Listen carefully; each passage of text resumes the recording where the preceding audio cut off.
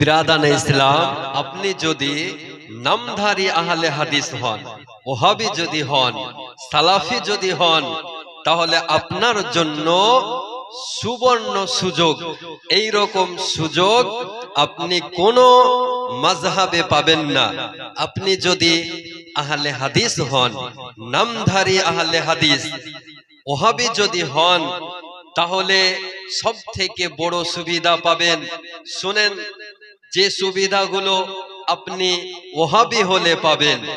আপনি ওহাবি হলে মসজিদে গিয়ে বসে টিভি দেখার সুবর্ণ সুবিধা পাবেন। নাম্বার 2, আপনি যদি নামধারী আহলে হাদিস হন, বাজার থেকে দুধ কিনতে হয় না, কারণ দুধ তো ঘরেই রয়েছে। আপনি যদি নামধারী আহলে হাদিস হন, কোরআন স্পর্শ করতে কষ্ট করে ওযু করতে হয় না। এই রকম জঘন্য আকীদা নামধারী আহলে হাদিসদের, ওয়াহাবিদের আকীদা। আপনাকে আমি বলি, এই নামধারী আহলে হাদিসদের আকীদা পড়াশোনা করে আলেম হতে হয় না। মোবাইলে একটা সহিহ বুখারী অ্যাপস ইনস্টল করে নিলে যথেষ্ট, এক ক্লিকেই সহিহ শাইখ। এই নামধারী ওয়াহাবিদের আকীদা কোরআন খতম করা হয় না, কোরআন খতম করা হারাম। এই রকম জঘন্য আকীদা নামধারী আহলে হাদিসেরা পোষণ করে। আর একটি সুবর্ণ সুযোগ আপনি পাবেন।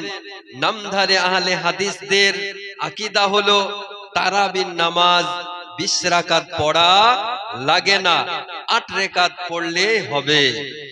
এই নামধারী আহলে হাদিসদের আকীদা একটি আকর্ষণীয় অফার। শুনেন, মসজিদে মেয়েদের সাথে নামাজ পড়ার সুযোগ পাবেন।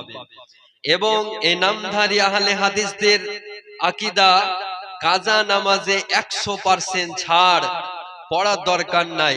নামাজ যদি কাজা হয়ে যায়, এই নামধারী ওয়াহাবিদের আকীদা হলো নামাজ আর পড়তে হবে না। এই রকম জঘন্য আকীদা। এই নামধারী আহলে হাদিসদের আকীদা গরু ব্যবসায়ীদের জন্য বিশেষ ছাড়। কাপড়ে যদি পেশাব লেগে যায়, ধোয়ার কোনো প্রয়োজন নেই, বিনা ধোয়াতেই নামাজ হয়ে যাবে। আর একটি আকীদা শোনেন, জুম্মার নামাজের আজানে 50% ছাড়,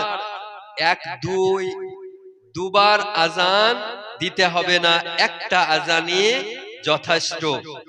এই নামধারী আহলে হাদিসদের আকীদা স্পেশাল অফার, বাজারি দুধ ক্রয় করতে হবে না, নিজের স্ত্রীর দুধই যথেষ্ট। এই রকম জঘন্য ওয়াহাবি নামধারী আহলে হাদিসরা আকীদা পোষণ করে। তাহলে বলুন মুসলমান, এই রকম কোরআন বিরোধী, হাদিস বিরোধী কোন ব্যক্তি যদি আকীদা পোষণ করে, ওই ব্যক্তি মুসলমান থাকতে পারে না। আপনাকে বলি, গোসলখানায় গোসলের জন্য গেলে সব কাপড় খুলে উলঙ্গ হওয়া ফ্রি।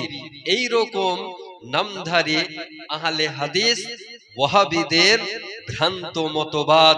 এই রকম ভ্রান্ত মতবাদ নামধারী আহলে হাদিস থেকে আপনাকে আমাকে কমপক্ষে 100 কিলোমিটার দূরত্ব বজায় রাখতে হবে এবং আহলুস সুন্নাহ ওয়াল জামাতের উপর পাহাড়ের মতো স্থির থাকতে হবে।